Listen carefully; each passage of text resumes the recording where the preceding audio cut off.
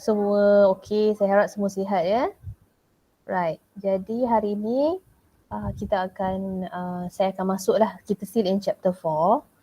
Okay, so kita akan belajar sedikit tentang indirect tax lah, the effect of indirect tax to the market equilibrium. Kemudian selepas itu saya akan bagi all of you exercises on chapter 1 until chapter 4 for your preparation for your midterm test next week. Okay, so next week you all ada midterm test. Jadi sepatutnya saya nak bagilah soalan ni masa cuti, tapi saya fikir balik tak apalah, saya tak nak ganggu you all punya cuti.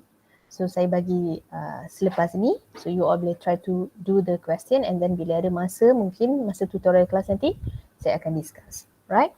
Okay, sebelum tu kita masuk dulu chapter 4. Okay, so chapter 4, okay, so kita dah masuk equilibrium market equilibrium. Analysis of market equilibrium, macam mana nak lukis. And then kita juga dah lihat effect of changes in demand and supply on equilibrium price and quantity. Lepas tu kita dah tengok government intervention in terms of fixing the price lah, price ceiling and price floor. Right? Jadi hari ni kita nak tengok government intervention juga, tapi bukan dari segi harga lah. Right? So government intervention ni ada dua jenis, satu price control dan satu lagi non-price control. Okay? Right, so price control adalah price ceiling, price floor, tapi kalau non-price control, dia consist of two, which are indirect tax dan juga subsidi. Okay, so kita nak tahu apakah indirect tax, right? Indirect tax, before that, tax ni ada dua. Okay, kita ada direct tax dan juga indirect tax. So what is direct tax?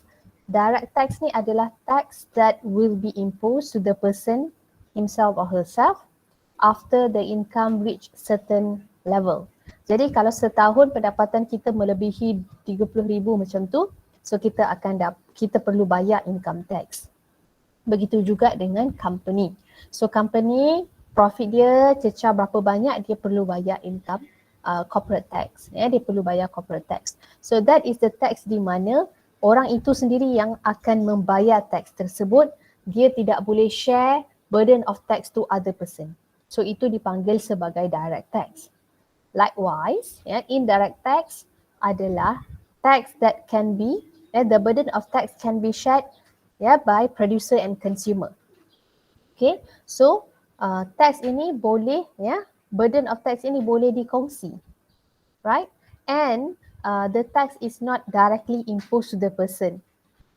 Maknanya tax ini kita panggil indirect. Contohnya macam GST, tax on expenditure, sales tax, kita beli, kita bayar tax.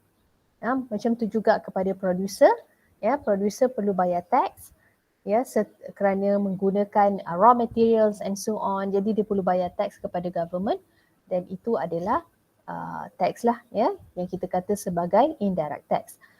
Sales tax, service tax, GST, SST, and then excise tax and so on, itu semua dipanggil sebagai indirect tax, di mana the burden of tax can be shared both by producer and consumer. Right. So now kita akan lihat indirect tax, bukan direct tax. Okay, now apakah effect of tax kepada market equilibrium? So when government impose tax, okay, so what happen is that the cost of production to producer will increase. So kita bercakap tentang producer lah, So bila government impose tax, cost of production meningkat, jadi supplier akan kurangkan supply. So the supply will shift to the left, the supply curve. So they will supply less and the supply curve will shift to the left.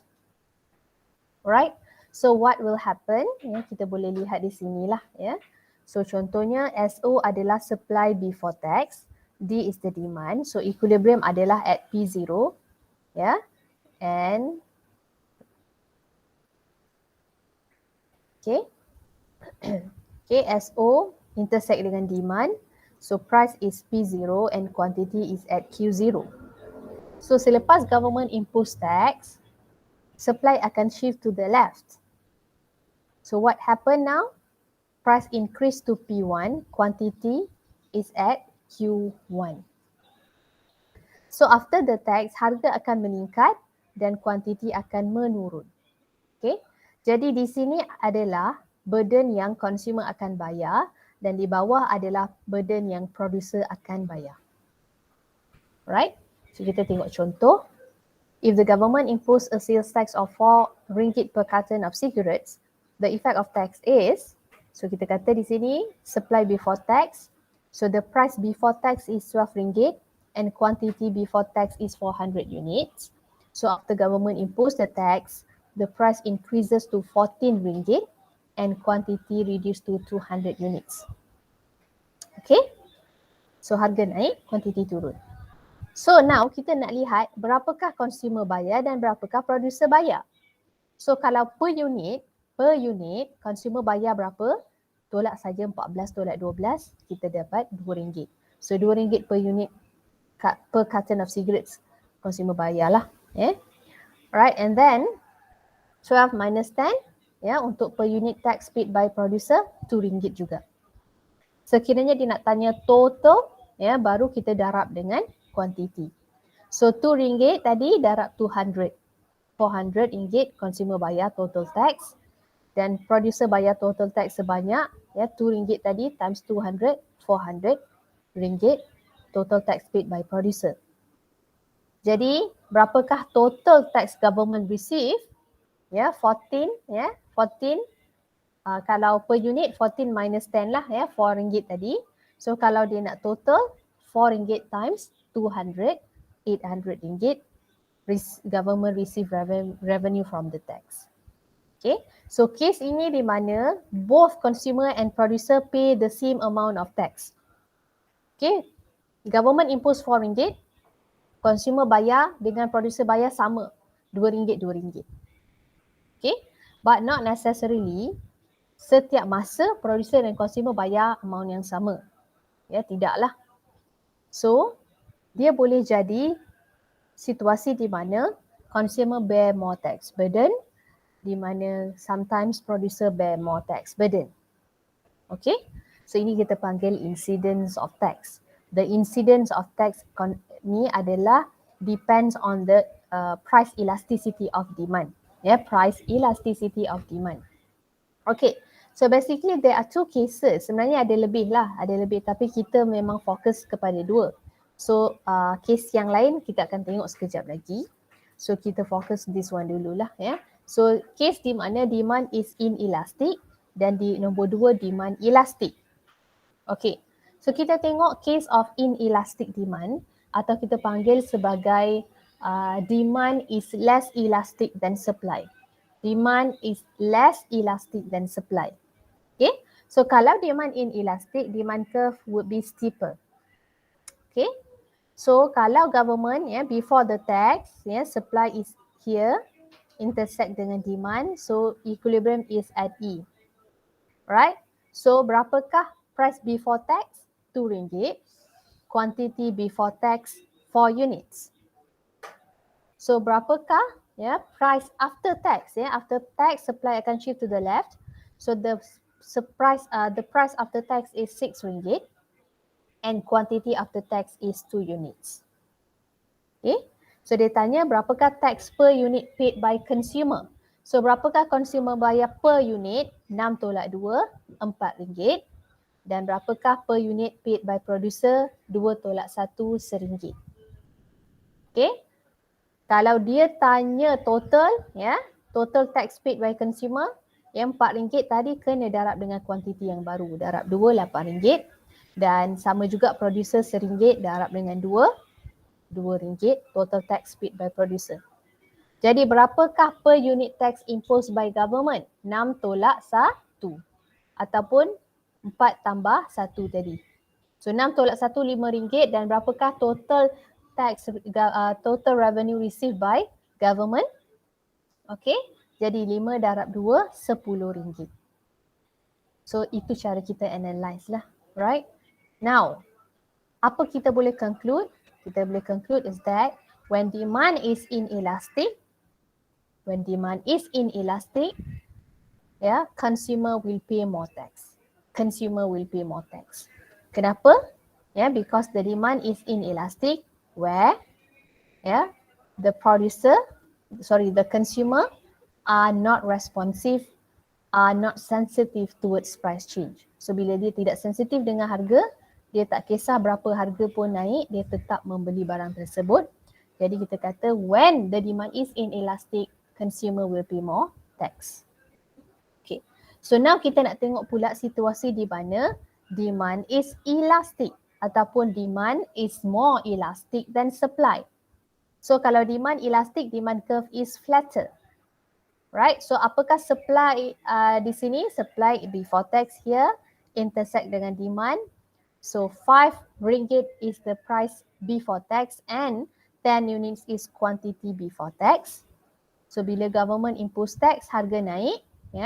So 6 ringgit is the price after tax and 8 units is the quantity after tax.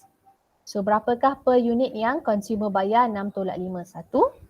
Berapakah per unit producer bayar? 5.14. Berapakah total tax paid by consumer? 1/8, 8 ringgit. Producer pula tadi berapa? 4/8, 32 ringgit. Berapakah per unit tax imposed by government? 6.15 ringgit. Dan berapakah total tax imposed by government ataupun total revenue collected by government? 5/8, 40 ringgit. Okay, jadi kita boleh conclude when the demand is elastic, producer will pay more tax. Producer will pay more tax because consumer are responsive or sensitive towards price change. Harga naik sedikit, walaupun sedikit, consumer dia akan kurang membeli lah. Dia akan kurang membeli dengan banyak, jadi nanti rugi kepada producer tersebut. So producer willing to pay more tax dan tidak naikkan harga dengan banyak. Right? So itulah when demand is inelastic, consumer pay more tax. When demand is elastic, producer pay more tax. Right. Then saya kata tadi dia bukan pada di situasi sahaja. Okay, kita lihat ada situasi yang lain. Okay, boleh lihat di sini.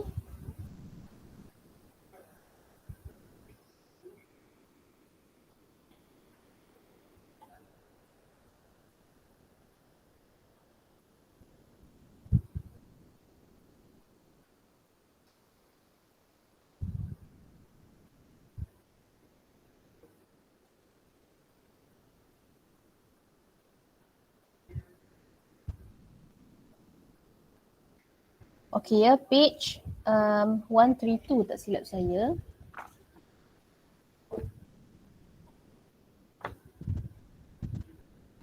So boleh tengok page 132. Bukan 132. Itu latihan.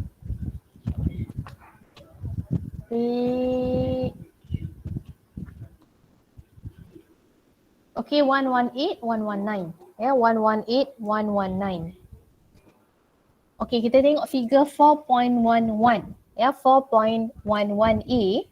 Demand less elastic dan supply demand itu inelastic lah, kita dah tengok tadi. Siapa bayar lebih? Consumer. Untuk figure B, demand more elastic than supply atau kita kata demand elastic, producer will pay more tax. Kita tengok figure C, perfectly elastic demand. Perfectly elastic demand bermaksud demand consumer are very very sensitive towards price change. Dia sangat sensitif dengan perubahan harga. Harga naik sangat sedikit pun dia tidak akan membeli langsung. So apabila government impose tax, dari kita lihat demand curve dia horizontal. So bila government impose tax, apa yang berlaku? Producer will pay the entire tax. Jadi producer yang akan bayar keseluruhan tax dan tidak menaikkan harga. Okay. Untuk figure D pula, perfectly inelastic demand, di mana consumer are not sensitive at all towards price change. Dia tak kisahlah naik banyak mana pun dia masih membeli. Okay. Jadi bila government impose tax, consumer will pay the entire tax. Consumer yang akan bayar keseluruhan tax. Kita lihat demand curve is vertical. And then ada juga situasi E, ya, di mana perfectly elastic supply. Supply tu pula sangat sensitif, ya. Producer pula sangat sensitif dengan perubahan harga. Jadi supply curve is horizontal. Jadi bila government impose tax, supply curve akan shift upwards. So apa berlaku? Consumer will pay the entire tax, dan bila supply is perfectly inelastic, producer tidak sensitif langsung dengan perubahan harga. Ya, supply curve is vertical. Jadi bila government impose tax, the entire tax will be paid by producer. Okay. Baik, untuk analisis harga dan sebagainya, ya, untuk figure A dengan B sahaja yang penting untuk you all fahami secara mendalam lah, ya, macam mana yang saya ajar dalam slide ni. Untuk figure C, D, E and F itu awak boleh memorize, awak boleh ingat sahaja. Ya, dia tidak akan ada detail punya soalan, tak ada. Okay, right. So now, okay, untuk faham lagi, okay, boleh go to page 132. Ya, kita lihat question number 2. Ya, 132 question number 2.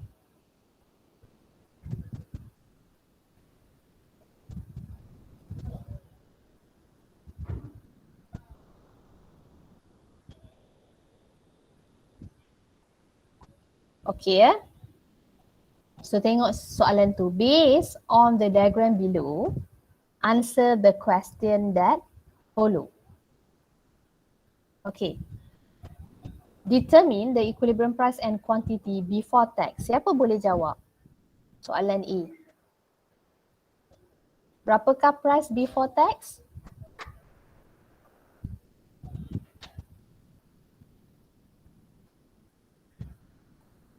Anyone? 20. Okay, betul. $20. Quantity? Quantity 100.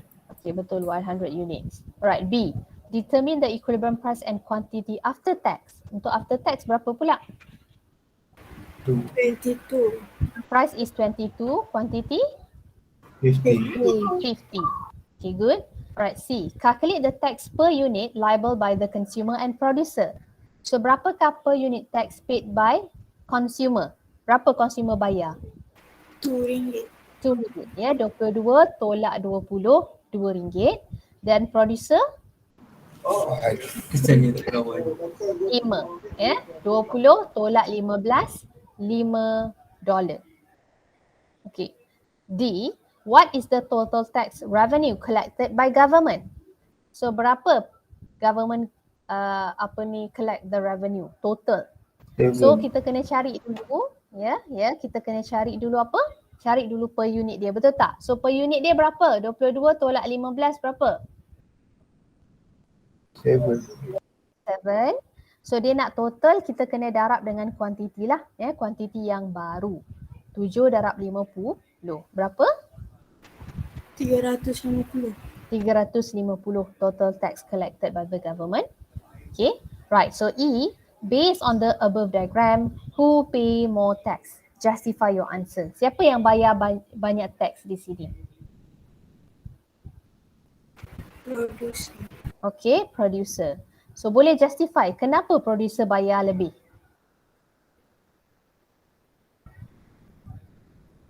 Siapa boleh try jawab?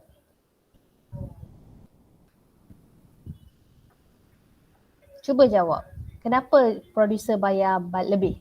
Sebab dia elastic demand. Okay, because the demand is elastic atau because the demand is more elastic than supply. Ya. Okay, kalau demand elastic, kenapa? Ya, because the consumer are responsive or sensitive towards price change. Okay, so that is the answer lah. Right. Okay, ada satu lagi. Yang ni soalan simple. Soalan macam ni sangat senang. Dia bagi diagram, dia suruh awak jawab. Simple. Tapi ada soalan yang agak lebih rumit lah. Lebih rumit. Taklah susah mana, tapi rumit sikit lah. Okay, soalan nombor 3 tu. Okay, soalan nombor 3. Yang ni kita akan carry on selepas. Kita akan buat soalan nombor 3 ni selepas you all punya midterm lah ya, masa tu baru kita buat. Yang ni saya just nak just bagi very brief explanation sajalah. Okay, kita tengok soalan 3. The table shows the quantity of petrol demanded and supplied at different prices. Okay, using a graph paper, plot the demand and supply curve for petrol. Buat macam biasa. Ya, lukis demand and supply and then state the equilibrium price and quantity. Okay, B, dia tanya soalan tax di sini. Suppose the government impose a sales tax of 50 cent per litre. Show the effect of sales tax on market equilibrium of petrol using the same diagram. So awak dah lukis diagram A, so sekarang ni dia nak suruh awak lukis effect of tax di atas diagram yang sama. Macam mana nak lukis kan? Okay, so dia kata di sini government impose 50 cent, the tax is 50 cent per litre of petrol. Now, apa effect bila government impose tax kepada harga barang? Harga petrol akan naik. Dan kita assume harga petrol akan naik sebanyak 50 sen setiap satu. Okay, so nampak tak harga di dalam kolom tu 150, RM2, RM250, $3, $350 and 4. Jadi kita naikkan setiap harga itu kepada 50 sen. Jadi RM1.50 akan jadi 2, 2 akan jadi 2.5, 2.5 jadi 3, 3 jadi 3.5, 3.5 jadi 4, 4 jadi 4.5. Okay, jadi bila awak dah ada harga yang baru, awak lukis semula supply yang sama, awak akan lihat supply curve akan shift to the left. And after that, awak akan boleh cari new equilibrium price and quantity. Awak boleh cari berapa consumer bayar tax, berapa producer bayar tax dan berapakah government punya total revenue. Okay, so tak apa, never mind. This one kita akan hold dulu. Kita akan continue selepas all of you habis midterm test nanti. Okay, right. So for now, saya nak bagi soalan apa ni untuk you all punya ni lah, exercises chapter 1 until chapter 4 untuk